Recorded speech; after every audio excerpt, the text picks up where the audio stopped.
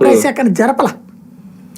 కొన్ని చోట్ల జరిపామని చెప్పేసి రాసేసి రిజెక్ట్ చేశారని రాసేశారు.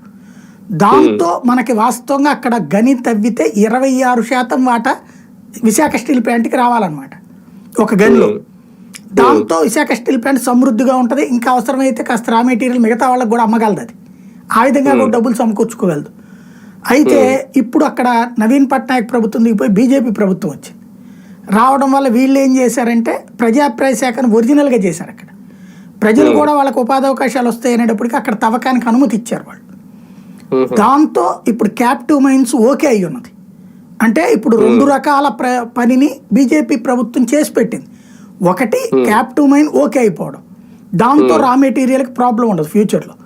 నెంబర్ 2 వచ్చేటప్పటికి ఫైనాన్షియల్ అసిస్టెన్స్. ముందు ఇప్పటికే ఏడాదికి 5,000 కోట్లు, ఏడాదికి 4,000 కోట్లు ఇట్లాగా అప్పుల పాలైపోతుంది, అప్పుల మీద వడ్డీలు తీర్చుకోవడానికి.